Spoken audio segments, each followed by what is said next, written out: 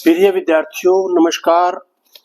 आप युवा संसद में खूब भाग ले रहे होंगे, आपके अध्यापक भी आपको खूब मेहनत करवा रहे होंगे और अब अगस्त से हम ये कंपटीशन शुरू करने जा रहे हैं और आपको जल्द ही इसकी तारीख भी बता दी जाएगी कि आपके स्कूल में कंपटीशन किसका होगा, किस डेट को होगा। और आप सबको एक जानकारी के लिए बता दूं कि आप, क्योंकि यहाँ 50 विद्यार्थी हैं और युवा संसद के लिए काफी प्रकार के सामान भी चाहिए, सीटिंग प्लान भी चाहिए, तो आपका जितना भी कंपटीशन होना है स्टेट तक वो आपके स्कूल में ही होगा। यानी यदि आप ब्लॉक लेवल पर जीतते हैं तो डिस्ट्रिक्ट लेवल पर जब आप आएंगे तो आप अपना प्रदर्शन आपके स्कूल में ही करेंगे, यानी जज बाहर से आपके स्कूल में ही आएंगे। इसी तरह डिस्ट्रिक्ट लेवल पर, इसी तरह कमिश्नरी लेवल पर और स्टेट लेवल में भी आप जाएंगे तो आपका जो क्षेत्र होगा, जो आपको अपनी गतिविधि करनी है वो अपने स्कूल में ही करनी है और आपके पास आपकी टीम आएगी जज करने के लिए। तो ये एक अच्छी बात है कि आपको अपने स्कूल से बाद में कहीं नहीं जाना, आपके लोग ही आपके स्कूल में आपको देखने के लिए आएंगे। अब आपको बताया गया है कि आपके अध्यापक को बता दिया गया था, उसकी सूचना आप तक पहुंच गई। इसमें 11 पॉइंट है। वैसे तो संसद में 35 होते हैं, लेकिन हमें 11 पॉइंटों पर कार्रवाई करनी है। इसका मतलब घटाए क्यों गए? घटाए इसलिए गए कि आपके आयु के स्तर के अनुसार, यानी जो सरकार, जो शिक्षा विभाग आपको सिखाना चाहता है, लोकतंत्र के गुण आप में पैदा करना चाहता है, लोकतंत्र के प्रति आपकी श्रद्धा, आपकी कार्यकुशलता, आपका कौशल, आपके बोलने की जो ढंग है वो कैसा हो, ताकि आपकी बात दूसरे सुने। क्योंकि एक अच्छा, जब कोई आदमी बोलता है तो लोग क्यों सुने, उसके पीछे क्या होता है। यदि आपका तर्क अच्छा होगा तो लोग आपकी बात सुनेंगे, और यदि तर्क अच्छा नहीं है तो आपकी बात लोग नहीं सुनेंगे। तो एक तार्किक शक्ति के साथ बोलने की क्षमता विद्यार्थी में पैदा की जाती है, तो ये चीज उसके पढ़ने में भी सहायक होगी और आगे जब वो ऊंचे फील्ड पर जाएगा, चाहे वो राजनीति में जाए, चाहे वो सर्विस में जाए, तो वो अपनी बोलने की कला से दूसरे लोगों को प्रभावित कर सकता है, क्योंकि तर्क के साथ बात करेगा तो लोग उसकी सुनेंगे। तो इसके लिए आपको बता दिया गया था कि ये समय जो है 50 से 60 मिनट का होता है, यानी 50 मिनट से पहले खत्म न होना चाहिए और 60 से ऊपर जाना न चाहिए। वैसे पीछे से लिखित रूप में हम देखें तो इसमें 45 से 50-55 बच्चे लिखे होते हैं, तो आपको किसी भी हालत में मेरे हिसाब से 50 बच्चों से आपको कम नहीं लेने चाहिए। 55 तक रख सकते हैं यदि आपकी बहुत से विद्यार्थी, कई स्कूलों में यह भी है कि बहुत से विद्यार्थी इसमें भाग लेना चाहते हैं तो आप 55 बच्चे भी रख सकते हो, लेकिन 50 तो अवश्य होने चाहिए। 45 कहा जाता है, अभी 45 में आप क्वालिफाई कर जाते हो, यानी 45-46 है तो आपको जब कोई जज आएगा आपको देखने के लिए तो डिस्क्वालीफाई नहीं करेगा 45 तक।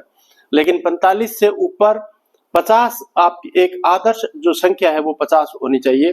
तो इस प्रकार अब आपको जो भी जज आएगा वो देखेगा, तो क्या देखेगा, यानी 11 पॉइंट्स को देखेगा।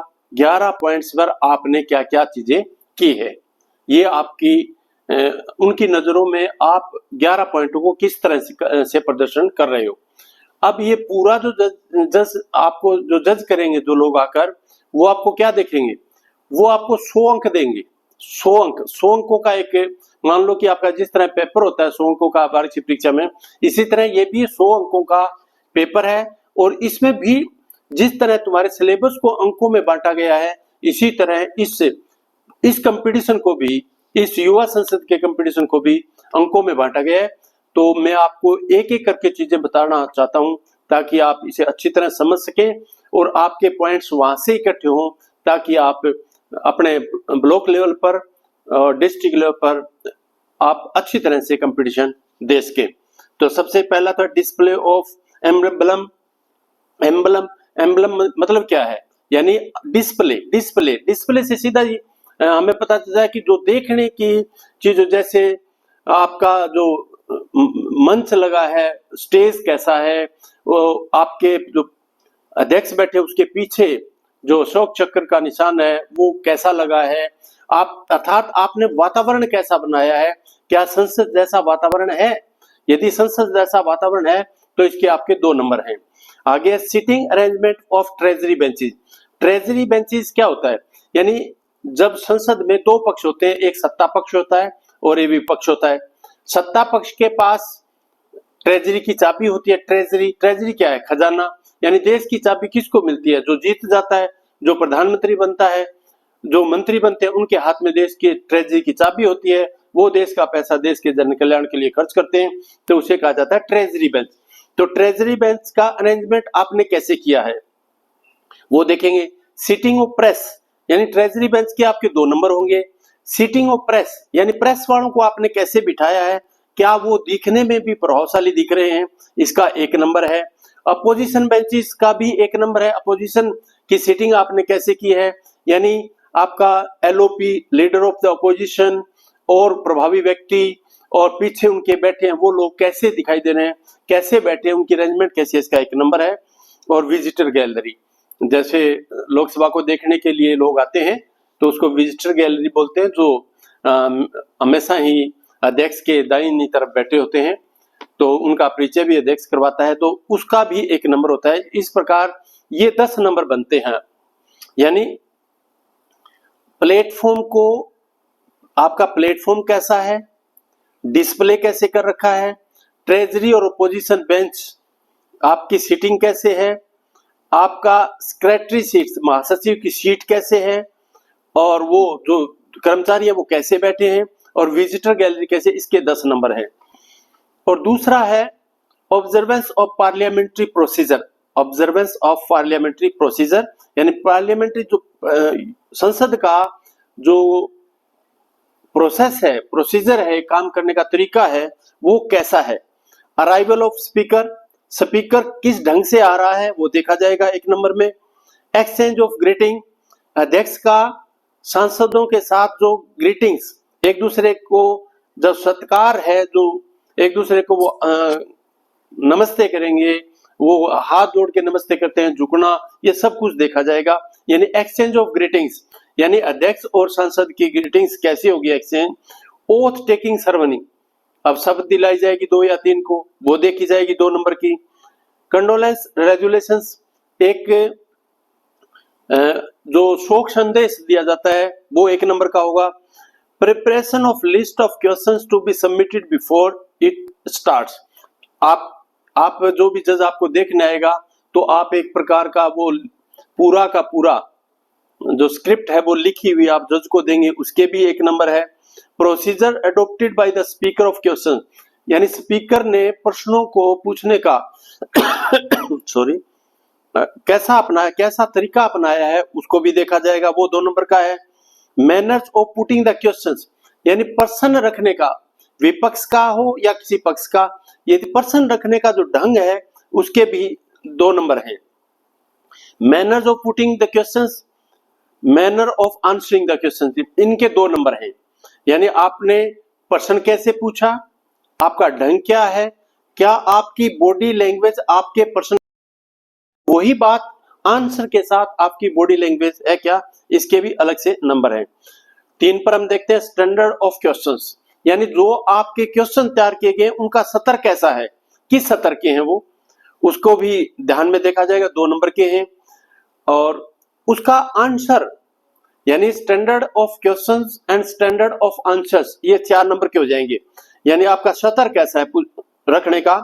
Subject of questions and answer, और आपका बोलने का अलग, और वो क्वेश्चन आंसर है वो उसका विषय क्या है, क्या बहुत ही महत्वपूर्ण विषय है वो पूछने का, क्या पूछना चाहिए, और पूछना क्या प्रभावी बनाता है आपके कार्यक्रम को, उसके भी 2-2 नंबर है। यानी 3 नंबर क्वेश्चंस, सब्जेक्ट क्वेश्चंस और आंसर, इनके 3-3 नंबर हो गए। सप्लीमेंट्री क्वेश्चन, आपको अध्यक्ष है, किसी सांसद ने प्रश्न पूछा और वो प्रश्न से संतुष्ट नहीं है तो सप्लीमेंट्री क्वेश्चन आते हैं, तो 2 सप्लीमेंट्री क्वेश्चन आ सकते हैं, और वो दोनों 2 नंबर के यानी 1-1 नंबर के होते हैं। Call attention motion and debate, call attention motion and debate, call attention यानी ध्यानाकर्षण प्रस्ताव, और उस पर डिबेट कैसे होती है, ध्यानाकर्षण प्रस्ताव और डिबेट, इन दोनों के 2-2 नंबर है। यानी कॉल अटेंशन मोशन रखना 2 नंबर, और उस पर डिबेट करना 2 नंबर का है। Procedure of adjournment motion and debate, और ये वही एडजर्नमेंट क्या, स्थगन प्रस्ताव को पेश करना 2 नंबर है, और उस पर डिबेट कैसी होती है उसके भी 2 नंबर है। Question involving A breach of privilege, और विशेषाधिकार, सांसद का विशेषाधिकार होता है, उसके 2 नंबर है। ये यानी सांसद ने वो किस ढंग से, कितना प्रभावी ढंग से वो रखा है, और वो अध्यक्ष के साथ उसका तालमेल कैसा है, उसका 2 नंबर है। Putting the documents on the table of the house, आप जब टेबल का बहुत मंत्री होते हैं वो पढ़ के कहता है कि बहुत सारे डॉक्यूमेंट्स हैं वो पढ़े नहीं जा सकते, या पीछे किसी राज्यसभा से आए हैं, राज्यसभा दूसरे सदन से आए तो उनको टेबल किया जाता है, तो उसके भी 2 नंबर है। आगे सब्जेक्ट ऑफ द बिल, अब बिल पेश करने की जो प्रक्रिया है उसको आपको बहुत ही ध्यान से करना है, क्योंकि ये 10 से 15 मिनट की होती है और इसमें अच्छे नंबर होते हैं। प्रोसीजर ऑफ प्रेजेंटेशन, यानी पहला रीडिंग का, दूसरा रीडिंग एंड डिबेट, एंड तीसरा रीडिंग एंड वोटिंग, यानी 3 जो चरण होते हैं, पहला चरण, दूसरा चरण और 3 चरण होते हैं बिल पेश करने के, वो किस ढंग से पेश किए जाते हैं, कितने प्रभावी ढंग से पेश हुए, इसके भी नंबर अलग से दिए जाते हैं। अब delivery of the question of speech, qualities of the speech, यानी बोलने की जो क्वालिटी है बच्चों की वो कैसी रही, उसके भी नंबर है। बाय ट्रेजरी बेंचेस, ये कितना प्रभावी ढंग से बोले, 4 नंबर। अपोजिशन बेंचेस, कितना प्रभावी ढंग से बोले, उसके 4 number. Behaviour of treasury benches, यानी बिहेवियर कैसा है उनका, बिहेवियर बात टालने का है, शोर मचाने का है, तो ऐसा उसको नेगेटिव माना जाता है। यदि आप अपने तर्क के साथ प्रभावी ढंग से बातें कह रहे हो, अपनी बात जो प्रश्न पूछा है उसको संतुष्टि के लेवल तक लेके जा रहे हो, तो आपका बिहेवियर कैसा रहा उस समय वो मापा जाएगा, तो वो 3 नंबर के हैं। बिहेवियर ऑफ मिनिस्टर्स, एक पर्सन वो होते हैं जो दूसरे लोगों के द्वारा बोले जाते हैं, एक वो मिनिस्टर, तो मिनिस्टर के बिहेवियर के अलग से 3 नंबर हैं, यानी जो प्रधानमंत्री, गृह मंत्री, राज्य मंत्री, उड्डयन मंत्री, कोयला मंत्री, स्टील मंत्री, ये सारे वो जब प्रश्न का जवाब देंगे तो वो किस प्रकार का उनका बिहेवियर होगा वो भी देखा जाएगा। अपोजिशन बेंचेस का बिहेवियर कैसा होगा ये भी 4 नंबर के साथ देखा जाएगा। और अपोजिशन लीडर का, अपोजिशन लीडर और प्रधानमंत्री और अध्यक्ष, महासचिव, इन पर सभी की ध्यान रहती है। तो आप अपोजिशन का लीडर है वो किस प्रकार का बिहेव कर रहा है, किस प्रकार के प्रश्न पूछे हैं, उसकी बॉडी लैंग्वेज क्या है, उसके पूछने का तरीका कैसा है, क्या वो पार्लियामेंट्री लैंग्वेज किस प्रकार की प्रयोग कर रहा है, क्या वो शोर में विश्वास कर रहा है या तर्क के साथ अपनी बात को प्रभावी ढंग से कह रहा है, इसके 3 नंबर हैं। Proper parliamentary language used by the house in general, यदि ओवरऑल जनरल में कैसी भाषा प्रयोग की जाती है, पार्लियामेंट्री भाषा प्रयोग की जाती है। पार्लियामेंट्री क्या है बच्चों, पार्लियामेंट्री है कि सभ्य भाषा, यानी आपको अपना गुस्सा भी दिखाना है तो वो किसी गलत शब्द के साथ नहीं, आप अच्छे शब्दों का प्रयोग करके भी अपना गुस्सा दिखा सकते हो, नाराजगी व्यक्त कर सकते हो, तो इसके लिए 3 नंबर अलग से हैं। जनरल मैनर ऑफ एक्सप्रेशन, यानी आपका एक्सप्रेशन करने का तरीका क्या है, सामान्य तरीका क्या है, उसके 3 नंबर है। Relevance of the topics with the current affairs, यानी क्या आपने जो टॉपिक चुने हैं वो करंट अफेयर के साथ हैं, करंट अफेयर के साथ है, उसके भी 3 नंबर हैं। यदि आपने पूरे प्रोसेस में, पूरे पार्लियामेंट प्रोसेस में 50 से 55 मिनट में यदि आपने जो विषय चुना है उसका करंट अफेयर यानी आजकल का विषय के साथ कितना वो रिलेट कर पा रहे हैं, कितने आप जागरूक हैं, आज की घटनाओं के साथ आप कितने जागरूक हैं, क्या आपको आज जो देश में हो रहा है पता है उसका। जैसे कि मैं कह सकता हूँ पहलगाम वाला, भारत पाकिस्तान का जो अभी युद्ध हुआ वो, अब आजकल अमेरिका और भारत के जो संबंध है वो कैसे बिगड़ रहे हैं उनका ध्यान है, रूस और यूक्रेन की लड़ाई है, इजराइल और ईरान की लड़ाई है, इस प्रकार। और भारत का विषय कौन, क्या क्या भारत में आजकल डिमांड उठ रही है, किन की बात हो रही है, संसद का सत्र अभी चल रहा है, उस सत्र के और एक इसमें इन बातों का सबका ध्यान रखना। आपने ये भी ध्यान रखना है कि किसी भी अपोजिशन लीडर का आपने नाम नहीं लेना और किसी भी पार्टी का नाम नहीं लेना, कोई ज्वलंत विषय जिस पर हर आदमी विरोध पर उतारू हो जाए, ऐसी बातें आपने नहीं करनी। आपने अपना कौशल दिखाना है, आपने अपनी भाषा बढ़िया बोलनी है, इसके भी अलग से आपको परखा जाएगा। अब जर्नल असेसमेंट क्या है?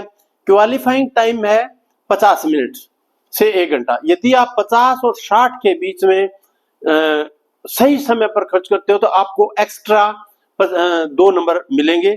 नंबर ऑफ पार्टिसिपेंट्स, यदि आपके पार्टिसिपेंट 45 से 50 तक, और मैं इसको कहता हूं कि 45 से 55 तक, यदि आपकी 50 है तो बहुत ही सामान्य होने चाहिए, 50 तो दिखने चाहिए, तो उसके भी आपके 2 नंबर हैं। 0R, एक 0R होता है, यानी 0R के लिए बच्चों मैं आपको बताना चाहता हूं कि जैसे संसद की कार्रवाई जब भी तीनों सत्रों में, चाहे वो मॉनसून हो, चाहे वो शरद हो, चाहे बजट सत्र हो, एक हमारे एक साल में 3 सत्र होते हैं। एक तो होता है मानसून सत्र और एक होता है सर्दी में होता है, और एक बजट सत्र होता है। ये 3 सत्र होते हैं। और एक इसके बारे में सामान्य सा नियम है कि लोकसभा को सत्र बुलाने में 2 सत्रों के बीच में 6 महीने से ज्यादा गैप नहीं होना चाहिए। तो मैं आपको बता रहा था कि जब ये सत्र शुरू होता है, पहला दिन हो और 20 दिन सत्र चले, चाहे 21वां दिन हो, हमेशा संसद सुबह 11 बजे शुरू होती है। और जैसे ही 11 बजे शुरू होती है, 11 बजे से लेकर 12 बजे तक 0R होता है, यानी शून्य काल। इसका नाम शून्य काल दिया गया। और ये 0R या शून्य काल है, सब हमारे संविधान में इसकी कहीं व्यवस्था नहीं है, लेकिन 11 से 12 बजे तक एक ऐसा समय होता है जिसमें संसद के सदस्य ट्रेजरी बेंच से प्रश्न पूछते हैं, सत्ता पक्ष से प्रश्न पूछते हैं, और वो सिर्फ 1 घंटा चलता है। इसको बोलते हैं 0R। Time of questions are 10 to 15 minute. Time of questions are, प्रश्न पूछने का जो समय है वो 10 से 15 मिनट निर्धारित किया गया है, यानी आप 10 से कम ना ले समय और 15 से ज्यादा ना ले। और इसके लिए एक अच्छी ये है कि हमारी राष्ट्र भाषा, तो मैं हिंदी को नहीं कह सकता, सरकारी भाषा हिंदी है। जैसे हमारे संविधान में 8वीं अनुसूची में 22 भाषाएं दी गई हैं, जिनमें एक हिंदी भी है, क्योंकि हिंदी भारत में 40 से 45% लोगों द्वारा बोली जाती है, एक सामान्य स्वीकार्य भाषा है। तो हमें ये संसद की कार्रवाई हिंदी के अच्छे शब्दों के साथ यदि आप चलाते हैं, हिंदी के बढ़िया शब्दों का आप प्रयोग करते हैं, आप प्रभावित करते हैं, तो एक्स्ट्रा आपको 2 नंबर दिए जाते हैं। इस प्रकार ये आपका बच्चों पेपर है, ये 100 नंबर का है। और आपको ये भी बता दिया कि ये 100 नंबर को बांटा किस तरह गया है। तो मेरे को पूरी उम्मीद है कि आप हर नंबर लेने की कोशिश करेंगे, हर पॉइंट पर जाके बच्चा, जो युवा संसद होगी, जो बच्चे मिलजुल कर ये सारा कुछ हर नंबर को वहां से उठाने की कोशिश करोगे, और 2-2 नंबर, एक नंबर अलग अलग उठाकर यदि टोकरी भरोगे, तो मुझे उम्मीद है आप फर्स्ट आओगे और आपका ब्लॉक में नंबर आएगा। आप ब्लॉक में नहीं, आप डिस्ट्रिक्ट में भी जाओगे, डिस्ट्रिक्ट में नहीं आप कमिश्नरी में जाओगे, और कमिश्नरी में नहीं आप अपनी संसद में जाके बैठोगे, जहां आपके सामने लोकसभा का अध्यक्ष बैठा होगा। और मैं भी आपके साथ, यदि आपने मेहनत की तो मैं फ्री में आपके साथ जाऊंगा, और मेरे पर ये आपका एहसान होगा कि आप मुझे संसद तक लेके गए। अपने टीचर के लिए आप करोगे ये कुछ, और इसके लिए मैं आपका एहसानमंद हूँगा। धन्यवाद। जय हिंद।